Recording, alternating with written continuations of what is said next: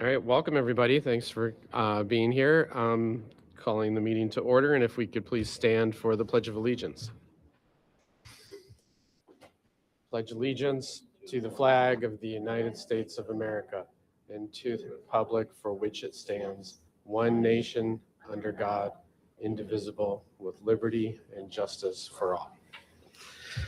Thank you. Welcome everybody. It's great to see so many folks coming in for the meeting today. Thank you. After that, I hope everyone survived the mini blizzard that mostly skirted us compared to other places, but still a little icy. And welcome back from break. See, that's why I'm even more amazed people are here. We had break and we didn't have school and the weather and people still show up. That's amazing. So thank you for that. If we can just get right on to approve the minutes. I move to approve both minutes for January 26th and February 2nd as written. Any questions or second? I'll second. Okay. All in favor? Okay, that passes. Any adjustments to the agenda today? No. So then 6.0 public session, if there was anyone from the public who was here to talk about anything on the agenda they're not already here for some other reason? No? Okay. Then we'll move on to right into it. Staff reports. I'll hand it over to Patrick to introduce our guests. So I'd like to thank our CPP program and APP program for being here this evening. This was kind of a last minute. We've had CPP before, as you know, multiple times especially during a budget process several years ago, and they always do a great job for us. So they were filling in we were going to have the special ed 4-year-old program, and they stepped up and said, we'd love to come and kind of give an update on their program. So we have Abby is here, Georgie's here, and Mike is here. So I'll have you guys come up, and we have some students here as well, but I understand they're not presenting. They're here to support, which is very nice of them. Yeah, okay. So again, thanks for being here, and we look forward to your presentation.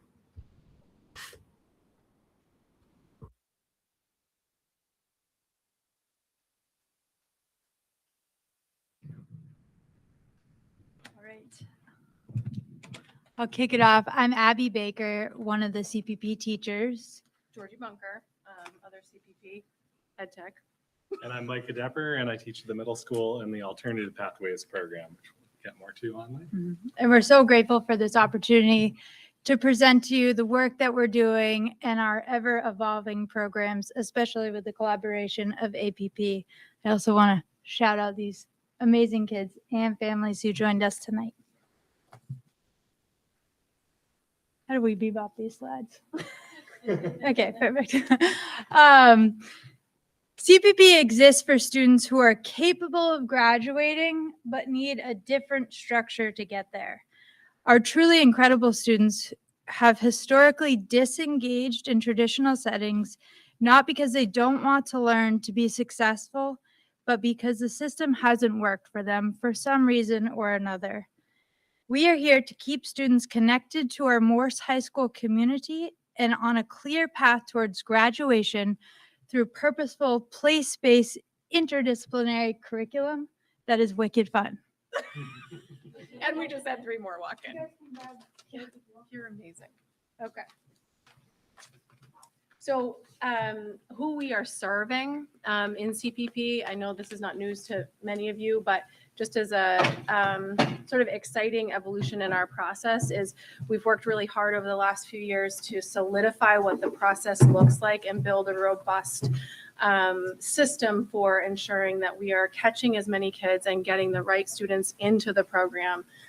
So we work really closely with administration, school counselors, social work, and sometimes even other classroom teachers who have put in referrals. And we have a process that involves an in-person interview with a student with a guardian, parent or guardian when that's possible, gathering as much feedback as possible, and then making a collaborative decision with the team because we want any student who joins CPP to want to be there. So it's been an evolution, but it's been a pretty exciting process to be a part of. Here in year 4, we have worked with 68 students. We have a very valued partnership with JMG and ELO so that our juniors and seniors are able to come to CPP for one half of their day, and the other half of the day, they're working on specific career skills. And that has really brought so many of our students from earning that diploma into an actual career or higher education.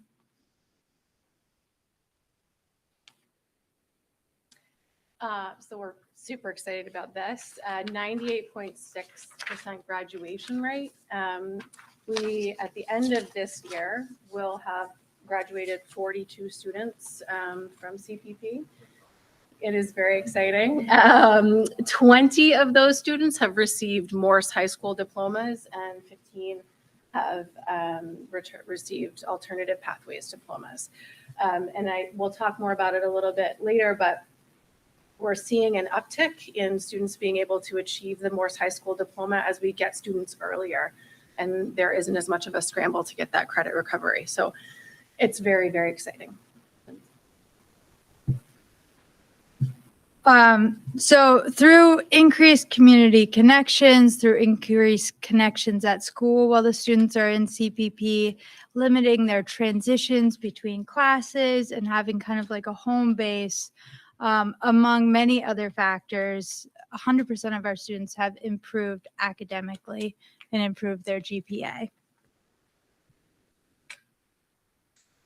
This is a metric that's a little bit hard to capture. But I think the best way that we could do that was to look at all of our students over the last 4 years, and over half of them have improved their attendance since joining CPP. We messed around with like CPP attendance versus Morse attendance, and it's just a tricky thing to really capture all of the data there. And we worked with Matt Fry Davis, but I think this is sort of the most accurate. And I think what we probably all three of us really believe is that looking at the improvement rather than the comparison, and knowing that attendance is one of those strongest predictors of graduation, it is a major focus of our program. And we work really closely with the students and their teams to think with them and talk with them about why are they missing school? What are those long-term barriers that have gotten in the way? Because many of them are pretty well-established habits or barriers that are outside of our control. So identifying what those are and creating a process that is really based in collaborative problem solving and strategy building and communication, right? Building those skills to communicate when things are getting in the way. We've also developed a structure within CPP that mirrors that of Bath Tech. So when students know, okay, I have 7 days within that quarter, and if I miss more than 7 days, I'm going to fail, right? And so setting that baseline, having the communication, tracking the days has really helped a lot of students to keep better track of it, to set the goals, and to communicate around what's going on for them. Mm-hmm. We also have a little checklist. So if kids text, oh, I'm not feeling great, then we have a checklist we can go through together. Oh, what's your day look like? Are you not feeling well? Is your throat sore? Have you thrown up? Because a lot of students are figuring out what constitutes take a whole day off versus just kind of make it happen and rest after school.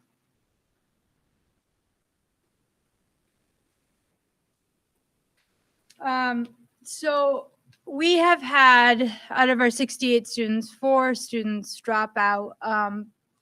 If a student is headed in that direction, we, as always, are collaborating with administration, with social work, with parents, with anybody we can pull in to support that student. But unfortunately, despite all of these interventions, we have lost 4 students. And other students, due to other factors, what we're seeing now in terms of our students and their time in CPP is that as we start with younger students, they're not spending the time to recoup credits. So they get their credits, they establish positive connections within the school, and then they're able to leave CPP after junior year and really take on like automotive. We have a kid who's will not be in CPP next year because he's doing automotive and then an ELO. So they're really embracing those other opportunities after they get their core academics done. So we try really hard to validate all of the post-graduation pathways. We have students working in a number of different careers, many of them within our local community and the surrounding towns, and that many of them keep in contact with us, which is really cool to hear about how they're doing. And we've had 12 of our students go on to mostly community colleges, but secondary education pathways, and 4 of our 7 current seniors have applied and mostly been accepted to continuing education programs in Maine, which is really fun. Every Friday we go out on Fieldwork Fridays because part of a huge component of our program is community engagement and showing students a world that they may not have been familiar with in the past. So seeing that real world relevance has really increased student engagement and connection. We've been working this year with the Maine Maritime Museum and their educators in our study of migration and learning about Black and Indigenous migration within Maine. So along with our studies in the classroom, it really just improves their understanding of the whole topic and brings it local. We, thanks to the Midcoast Parkview Health, Lincoln Health Community Health Improvement Fund, a lot of health in there. We got to go to Cow Island with Ripple Effect, which blew our minds. We did it overnight with our incredible students. I had ideas of how it would go, but I think it topped every expectation. It was challenging. It was fun. And it was an incredibly special experience. So we're really grateful for that grant, and we're so grateful for all of the community partnerships that we have within the Bath, Brunswick, Topsom, and so on. So this is, I think, one of our biggest talking points that we're most excited about when reflecting back on our evolution over the last 4 years. We have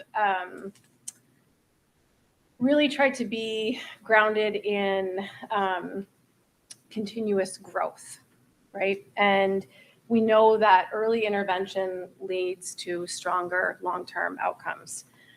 In our first 3 years, I'm going to read this because I was going to get it wrong. We had juniors and seniors who came to us with as few as 1 credit in their junior and or senior year. And these students, with our support and the support of the larger community, would then have to spend their last year or 2 of high school trying to make up all of those core credits with additional coursework on top. And many of them, they did it, but they missed out on some really valuable opportunities to develop those stronger connections within our community and develop the career skills within the Bath Tech or an ELO. And with the addition of, thanks to our work with administration and guidance, we were able to take on freshmen this year. And our focus has really shifted from sort of a reactive model to a proactive model.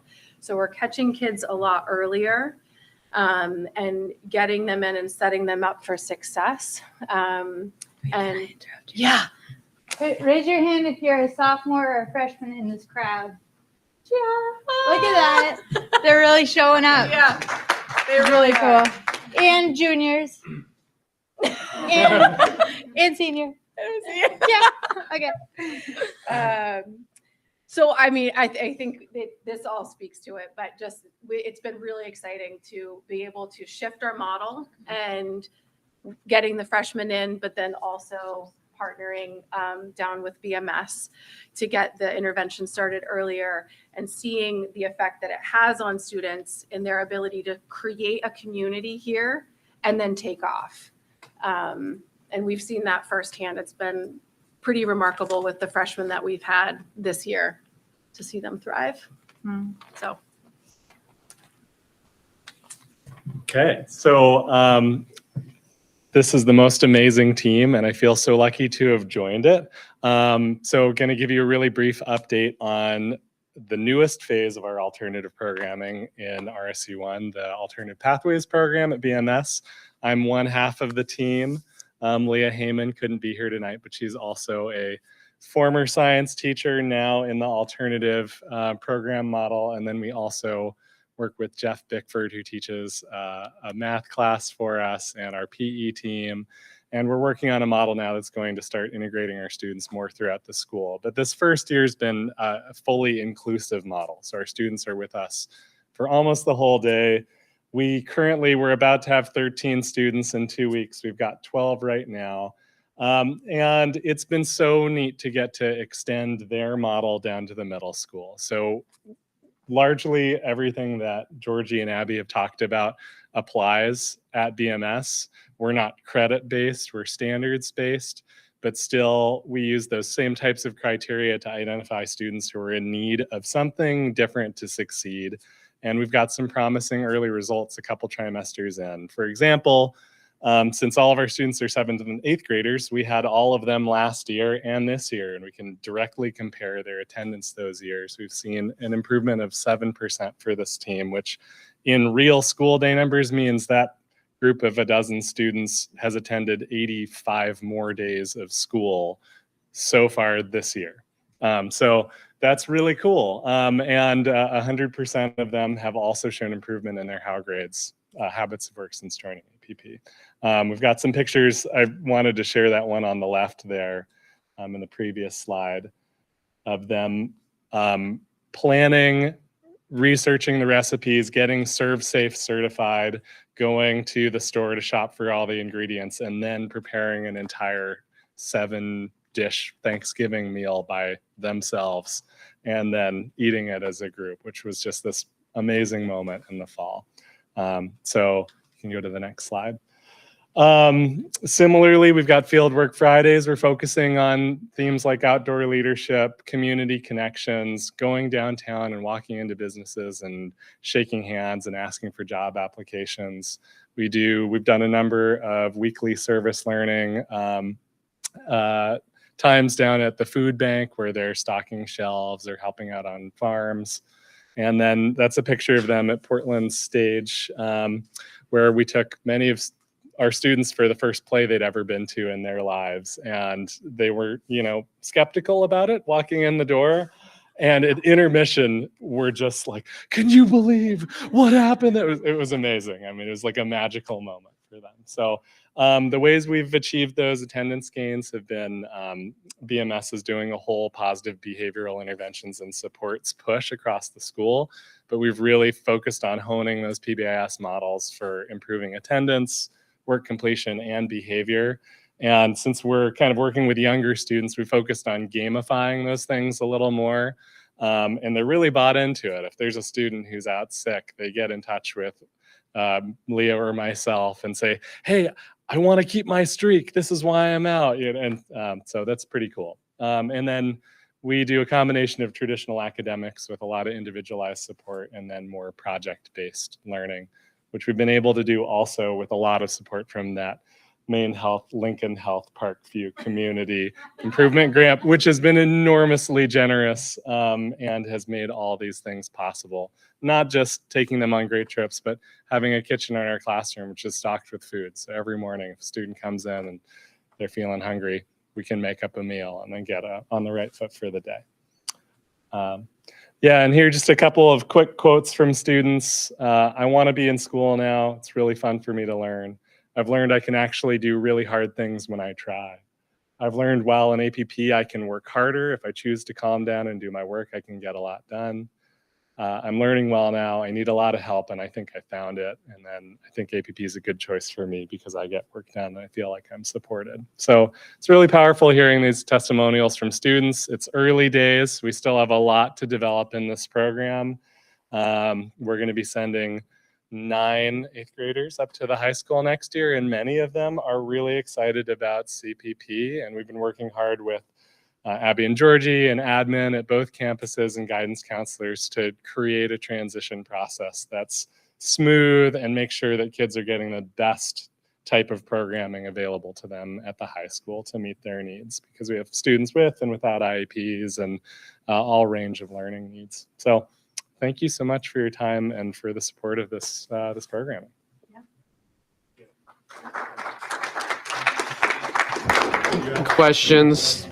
Questions for them? Anybody? Do you have it? Go ahead. No questions. Huge fan of the program and of all of you, because the program is what it is because of the care and dedication and just the heart that you bring. I was thinking about my own high school experience as I'm looking at all of this, and I'm a Moorshide graduate. High school was not easy for me. I was not an athlete. I was not an academic. I think my principal came and told me if I missed one more day of school, I wouldn't graduate. So like I resonate with a lot of, I think the kids the ones that I know and love, and the ones that I don't know yet, but I love you already. But I think just what CPP and APP has enabled kids to see is that there's no shame in the way that they learn, and that there isn't something that's maybe wrong with them. Like I still carry that even as an adult. But I'm just so proud. It's great presentation. Thank you. I just had a question with since I know it's new, moving from the APP to CPP now, are all the kids doing that? Are there some saying, I got what I needed and I can go? I mean, I'm assuming, because it's not just this is now where you're going to be the whole time. Every kid's different. I just wondered, I know it's new, but just wondered how you're thinking about that. Yeah, I mean, so Morse has an amazing range of programming available to students. And so the great thing is that it's kind of like in APP right now, we have a policy that if you are admitted into the program, you have to stay for at least a trimester. You can't just get on and off the train whenever you feel like it. And students can be dismissed and they can be brought on partway through the year.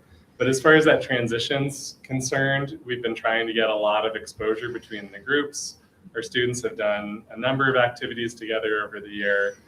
Georgie and Abby will be coming down and talking to them in the next month more about the program, and so that they're kind of aware of what that would look like and how it changes, what other opportunities they have available for them. Mm-hmm. But we have a mix of students. Most in our program are saying pretty affirmatively they want to be part of CPP. And others are going, yeah, I think I kind of got my feet under me and I want to try doing more of the general education setting again. So sure. And we're also able to meet as a team once a month.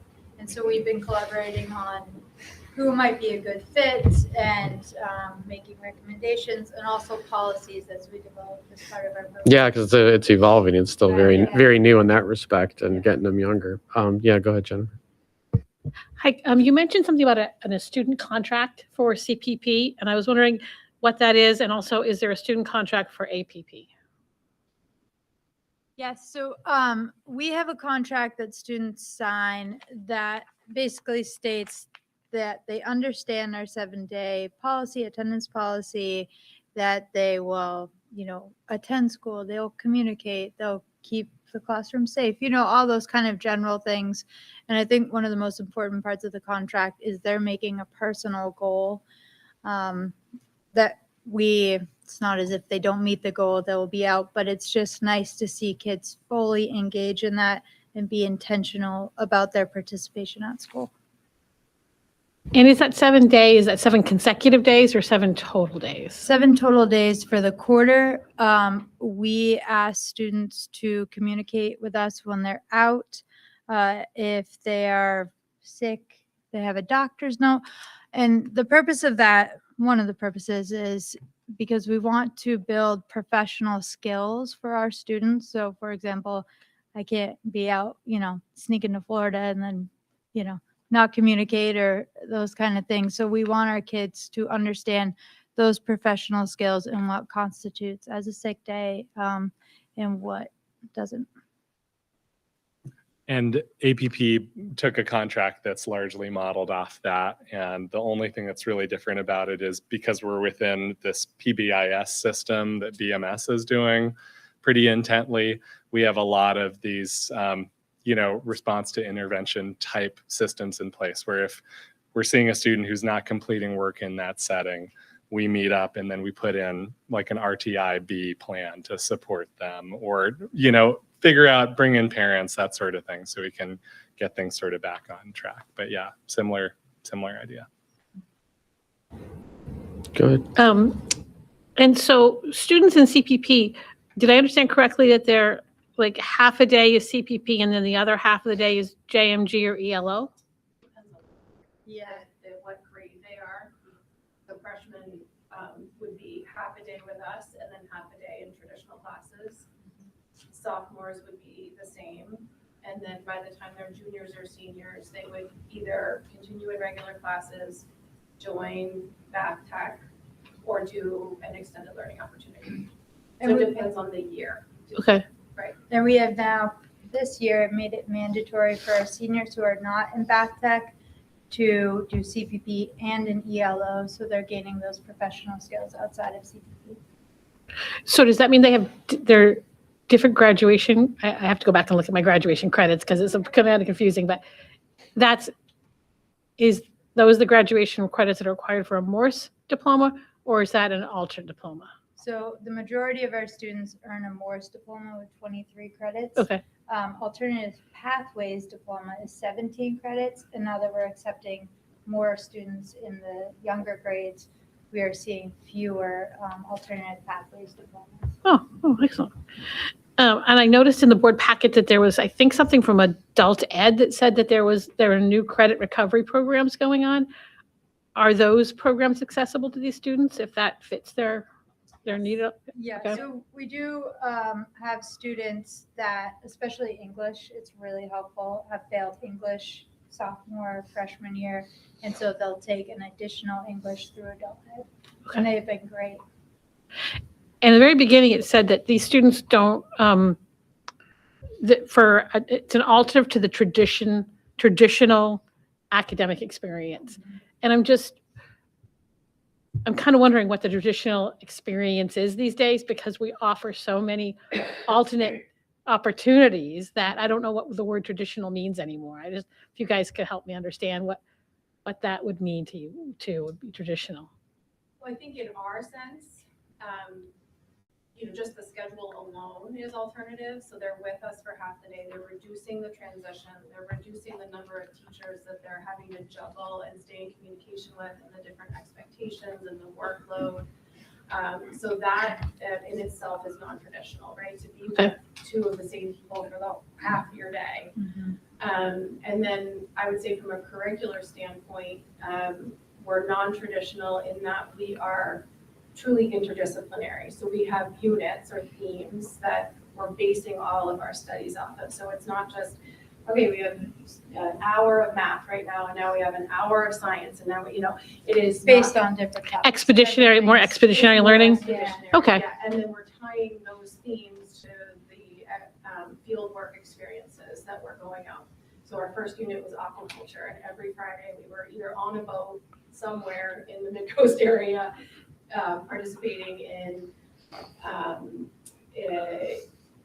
oyster farming, culling, you name it. We were at Reed State Park doing rockweed studies. So every Friday we were out doing expeditions is essentially what you would think of it. So that's really, when we say non-traditional, that's what we mean. Okay. So that it helps to ground it for students, and it's not just these like sections of sort of non-connected instruction. It's really sort of fully. While still reading novels, writing essays, doing debates, all the normal things. It's all around one theme. So like right now we're doing migration and adaptation, and we're reading A Long Way Gone, which I think is a sophomore. Yeah, they're Ashley Smith is teaching it right now at the same time. So we're tying in grade level or appropriate curriculum, but it's all themed, so it's more connected. Okay, thank you.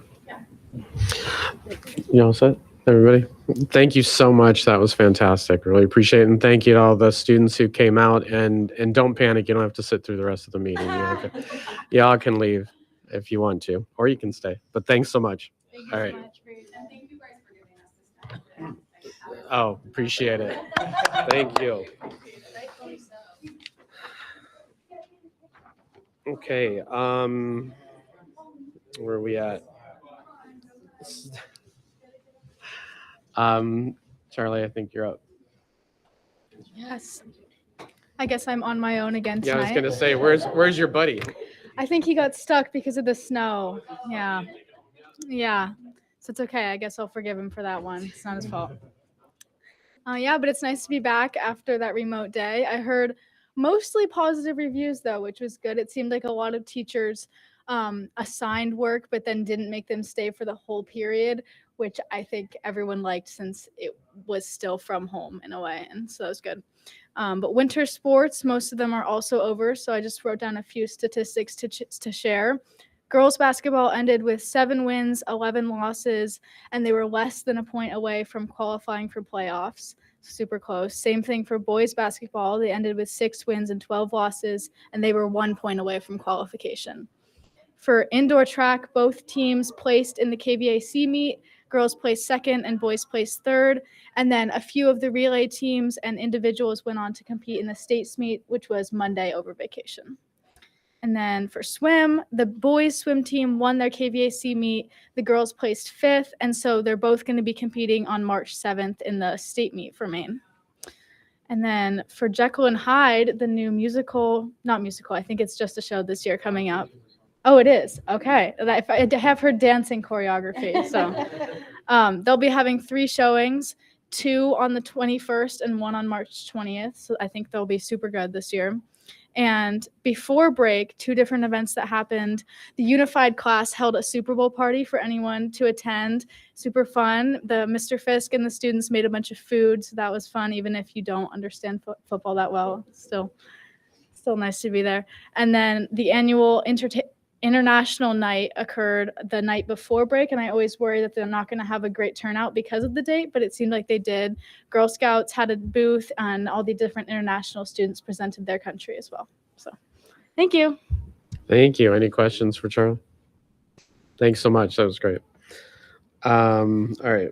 Let's see, where are we at? Superintendent's report. Patrick. Yeah, so Charlie mentioned Jekyll and Hyde. We also have a spring play at BMS, usually done during the day, and that's going to be Huck Finn. And so Kitty and I will make sure that we go to that. It's always entertaining. Freshman Awareness is coming up in March, a 2-day program off campus and really focused on resiliency, goal setting, and just a lot of things, again, around setting goals for freshmen.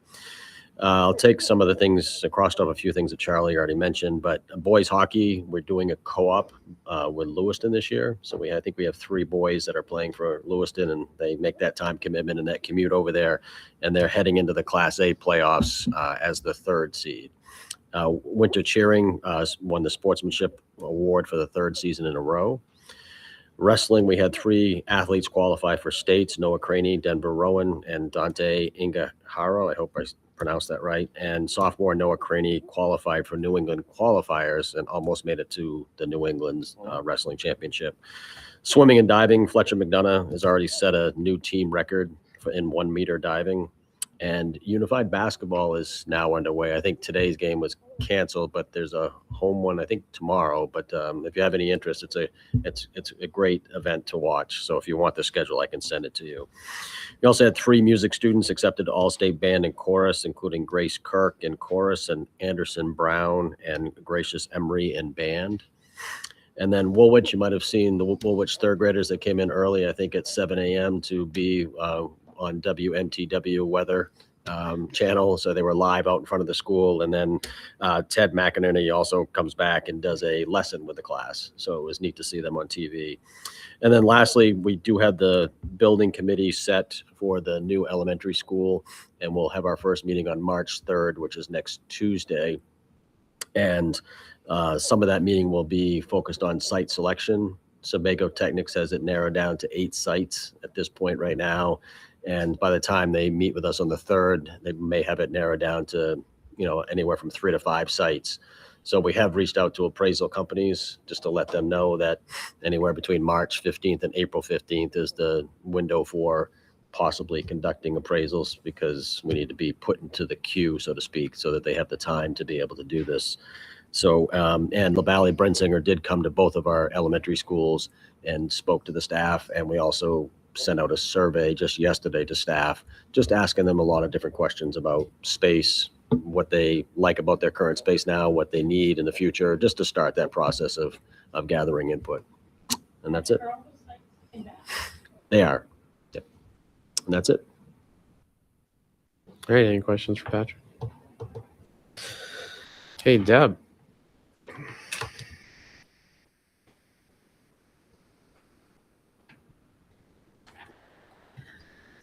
Hello, everybody. My time's dwindling. Oh, no. Now she's really confident she can go now that. Tonight we are looking at January for the financial report, and we've spent a little over $24 million, so 53%. And we've received 59% in our revenues, so $26 million. Basically, everything is going as expected. No, not seeing any major issues. Once again, always keep my eyes on the outside tuition and a couple of other things. But if I follow the cost centers of what happened last year versus what's happening this year, we're right in line. We're probably going to end up close to where we were last year. But that's it. We're working on budgets, and we'll be seeing lots of each other for the next couple of months. Any questions? For tuition revenue, is that based on the revenue that we get per quarter, or how does that tuition revenue get? So that basically is showing what we've received through January. So Kim bills West Bath is usually on a monthly basis. Monthly, okay. Once the figures are in and the students are set with the October 1st, Okay. and she'll start. And then some of the other ones I think are twice a year, like AOS 93 or something is not as often. But Okay. West Bath is monthly, and Georgetown is too, right? No? 2 times a year. Okay. So. And I was thinking about that, and then also the enrollment numbers that you reported before. Has our enrollment changed a lot? Is that something that, I know we don't really look at those numbers as much as we do in the beginning of the year, but. I would say no. Okay.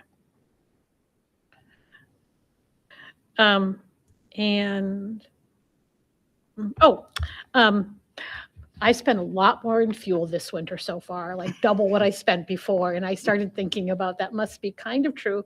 I know we've got great fuel resources here, but I was wondering, does that impact anything? A really cold winter? So far with the fuel, it's been pretty good. I mean, we basically, for what we spend on fuel, it's limited amounts for each school. Like Dyke Knoll, obviously at the high school, we're using the funds from the fire to pay for those. So that's basically taken care of. But our bid was like 60,000 gallons. We were like $3 a gallon. So we're still pretty good right now. But it has been. And is that heating? Cold. Heating and? Heating. Yeah, heating. Okay. Heating. And then we have propane up here at the high school. And at Pittsburgh, we have some propane down there too. So. Okay. So not exorbitant difference, you don't No, think? I mean, we're not over or anything. Yeah. But yeah, we're spending. Everybody is. It's just cold this winter. Yeah, Thank you. yeah. Okay, thank you. Okay, old business. So this is now second reading of board policies is an action. It would be DKC expense authorization and reimbursement, DKCR expense reimbursement procedure, JICIA weapons, violence, and school safety, JKAA use of physical restraint and seclusion, JKAA-R procedures on physical restraint and seclusion. So these are all things we had from last time. This is now time to vote. Any discussion? No? If not, may I have a motion? I move approval of all of the policies. Okay, may I have a second? Second by Megan. Any other discussion? All in favor? Okay, those pass. Thank you. And now moving on to new business, and we're going to start with Katie, curriculum update. Hey, everyone. So I have one packet that's coming around. My update is just going to be on technology for this evening. And so I just wanted to, because I know I've mentioned more discussion on screen time and AI upcoming in past board meetings. But I just wanted to show you something that has been officially put together that's going to be put out to staff. Happy to have a board member come and join the committee too, if this is all of interest, although we don't need to have a board member join. But essentially, I'm calling it the Digital Wellness Committee. And we already have an AI committee that's meeting through the tech department that Dean and Damien are essentially leading with teacher representatives from all of our schools. They're focusing much more on, what do people know and not know? What are they worried about? Some of the research, some of the professional development we might want to get, and policies around that. This committee will combine some of what they're finding and what they might recommend, also with our continued use of screens in the classroom with students. So now that phones are gone, one of the biggest things that's sort of being talked about in the education world is just in general, how much time are students on screens in general in the classroom. And so this committee will combine the AI lens with the screen time lens in the classroom and really think about what research is out there, how are we using screens in our classrooms right now, how should we be using it, and also bring in, you can see over the course of the meetings that I'm proposing, I really would like to have law enforcement join us for one to come talk about, we have a detective who we work with who's been really helpful with just how students can get themselves, talking with people online in not appropriate ways, the use of AI as a friend, and just some of the things that are going on in our community that I think the committee should be aware of. I'd also like to speak with Dr. Hagler and a couple other folks and have them join from the medical lens, as well as possibly Dr. Crow, who's our psychologist, to learn more about what the medical profession is seeing, the trends are, and then finally hearing from students and our families about sort of what they think about this.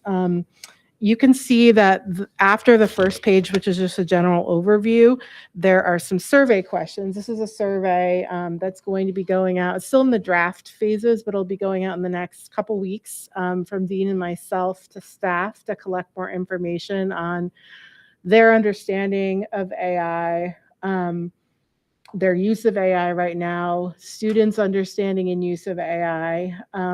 And then the second half of it is all about their screen time, their one-on-one laptop use with students. How often is that happening?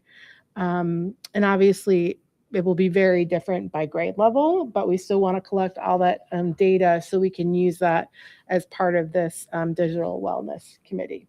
So I just wanted to make you aware of this. The timeline that I've proposed for this would be starting this spring, because we need to get the survey results back, and I need to collect people who would be interested in this, and going through next fall, with hopefully the outcome being recommendations and some guidance for our district moving forward, like a year from right now, essentially. So questions, thoughts? Yeah, I actually have a question. Is when you obviously it'll be different for each grade. You probably don't know yet, like how you'll divide that. I mean, is it going to be based on Yeah, like the I'm- feedback, how it comes back? I mean, I don't know how defined. You know, is it going to be K-2 as a certain? Yeah, thing, two or- parts. That's a great question, Lou. And two parts. I was thinking in terms of K-5, 6 through 8, 9 through 12, one having committee representatives, at least 2 from each of those grade levels.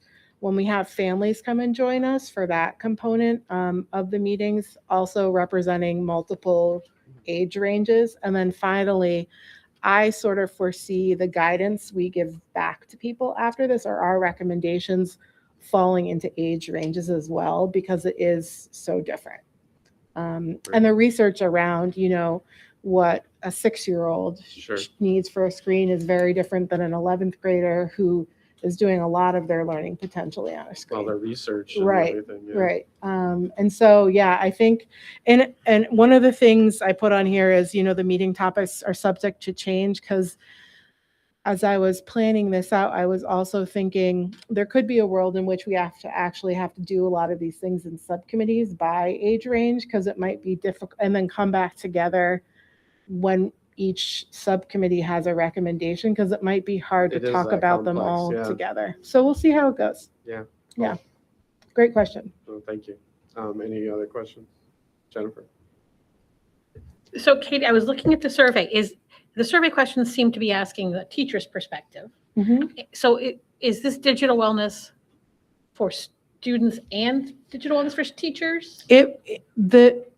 It'll be both. Uh-huh. That in terms of the guidance that comes out, I think the AI component is, in terms of both, is how should students be interacting with AI in productive ways, and also how should they be taught? It's not going away. So how should they be taught to use it in with fidelity in a value-added way that's not going to have it doing all the thinking for them, or getting them in any sort of trouble with copyright, for instance, and things like that. That's one. But it will save them time in some ways. So teaching them how to use that, teaching them how to, you know, not use it in inappropriate ways. And also teaching them still to think without it. So closing the laptops more than we ever have potentially, and making sure that they're not using it. From the teacher lens, it's both teaching teachers how to use AI to help them save time, or to help them differentiate. It's also teaching them the pitfalls that students or they might fall into, so they can teach around that and, you know, really manage the use of what's yet to come. And I think kind of a third thing that this committee is taking on, that I've been talking to the high school a lot about in different professional development sessions so far, is it's really interesting / terrifying to think about the jobs that we used to think we were preparing students for 5 years ago are not necessarily the jobs that are going to exist. And so really having our teachers through these guidelines think about what is it important students leave high school knowing how to do, because I think that has changed over the past even 5 years in terms of what technology will now be able to do for us. And so what they'll have to do differently that a computer can't do in the workforce potentially. And so it's all of that. I don't know if that answers your question.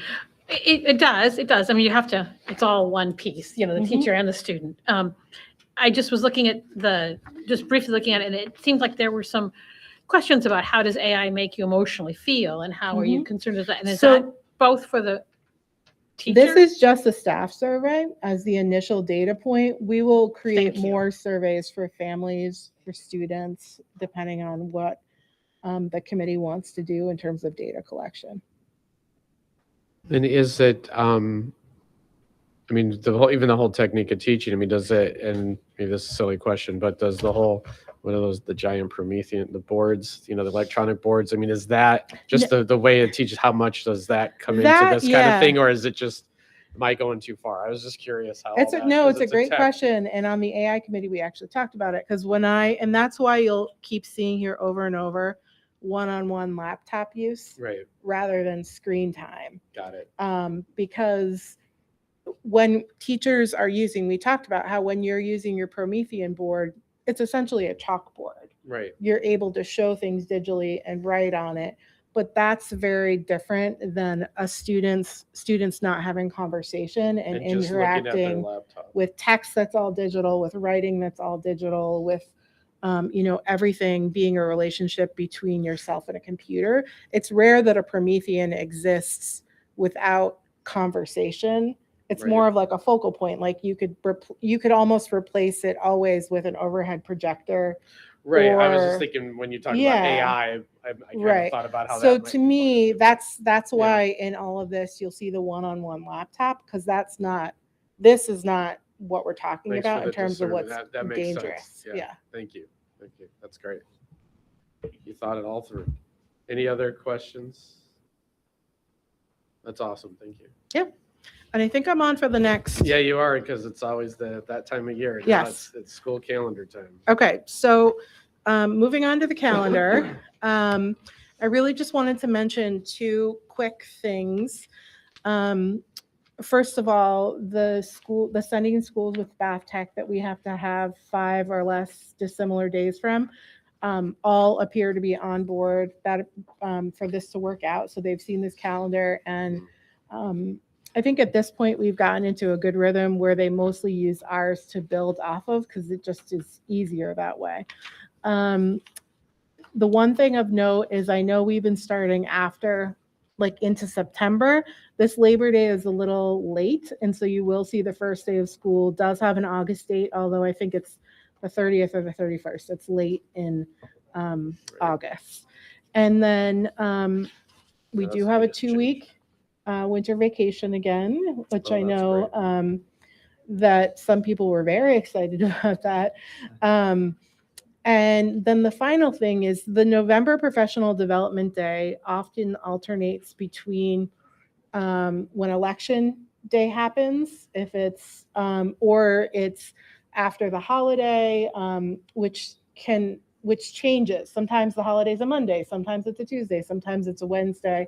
And what we decided, and the sending schools and the union as well, is that we're always just going to, from here on out, make it on election day, just because we do have schools that are voting sites. And also it was getting complicated for the sending schools when it's always changing for them, for us, and it'll just be more consistent and easy to plan if we keep it on that day. Yeah, that's great. That's it. Any questions on the calendar? Is this, we need an action item. so we Yeah, have to it vote is on an action item. We do have to vote on this, but yeah, I don't know what it was about the 2 weeks of winter break, but it Feels like made a different. difference. It feels different. It does. Okay, so can I have a motion? I move to approve the 2026-27 calendar as presented. And may I have a second? Thank you. All in favor? All right, thanks for all your hard work on that. I know it's not, it sounds like you are getting into a rhythm, but I know it's not the easiest thing to do. But that's great. All right, now we are on to first reading of board policies, not action item.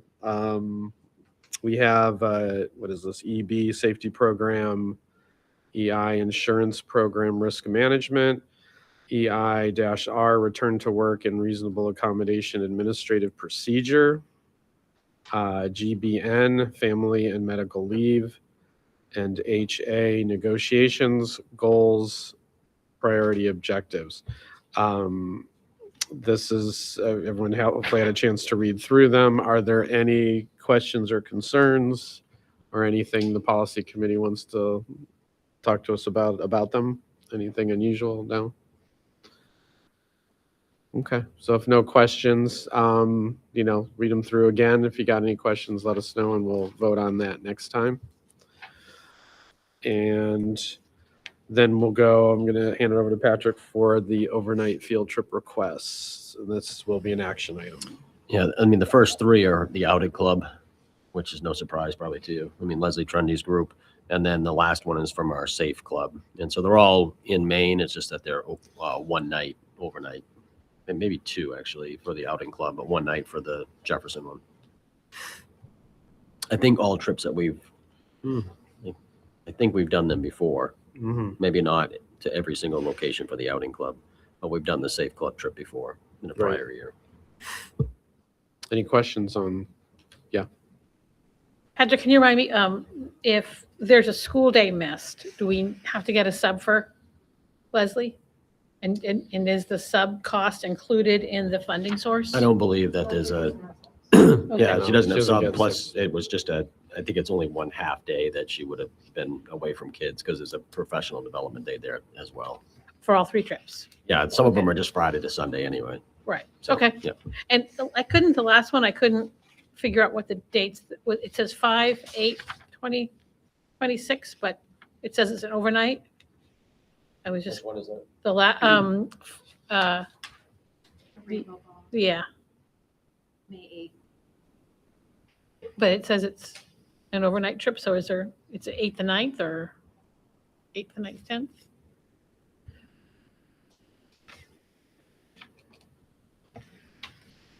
And it's, I think it's just, I'll have to double check. okay, But I believe it's just that Friday night. Kim, do you know? I'm not sure. I think it's just the 8th that night though, oh, okay. but I'll double check that. Oh, and then, okay. Yep. And so okay, and I guess the question would be, is there a sub required for that teacher as No, well? they're leaving No. a departure from school is 3 p.m. Oh, So, gotcha. Oh, thank you. Yep. Thank you. All right, may I have a motion for the trips? Move to approve the overnight field trip requests. And a second? Thank you, Patricia. All right, all in favor?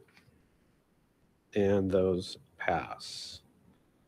And 12.0 personnel items, 12.1 resignation. yeah, I would like to thank Sue Fleck, who's been an ed tech for us in our pre-K program at Dyke Newell. Thank her for 3 years of service. And then on the next item, nominations. As you know, we have 2 critical positions that are becoming vacant because of retirements. And so, but we're very excited at the same time, well, causes us concern and pain, but also excited to nominate these 2 people to you tonight to fill these positions. And so first one is Joe Rainville for facilities director. And I think I gave you the hard copy, but we had 6 applications, interviewed everybody that applied. You can see the interview committee that comprised. Joe has a bachelor's of business administration, and which really is, we asked him this question, why economics and finance with what you're doing now? But it was a challenge for him back in college that he wanted to do and complete. And you can see his experience there. He's works for Amazon right now, and he's a senior program manager, but also has been an operations manager for Amazon, and also served in the Navy for 8 years as a senior manager. So we're very pleased to nominate him tonight. And then for the business manager position, Jessica Scranton. Jessica has been in the Falmouth School District for the last 19 years in their business department. And she has a Bachelor of Science in Business Management. And we're excited to have her come on board as well. And both of them, I think, will be able to start a little bit before the July 1, if we can make that work so that there's overlap with Dennis and with Deb's institutional knowledge. And then Deb and Dennis have both been kind enough to say that they would come back in the summertime too, to work with these people when necessary. So excited to nominate both of these, and I don't know if you have any questions. Any questions on these? Because, some of us think working over 40 years in the system is time enough and have to leave. So we have to hire people. I don't know how many total years. Deb's 45. That's what in I'm the saying. system. Some people think 45 years is enough. I don't know.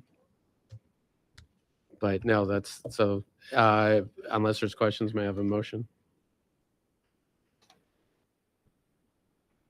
Come on, it's for Deb's freedom. You got to give it. I move to She's- approve Deb's freedom. I move to approve the two nominations. Great. And a second by who? Okay. All in favor. All right. And thank you for considering how difficult it is to find people and find good people. I think this is, really quite an accomplishment. We're excited to have them both join us. And sorry to see folks go, but happy to have the new folks coming in. So appreciate it. And appreciate all your hard work in making that happen. All right. Board goal. Here's where you get to reflect, Jennifer, on everything that's going on. Sure, I think we did a good job tonight. Goal 1, communications and community engagement. I think that we definitely talked about the ability, the outreach ability in the CPP program.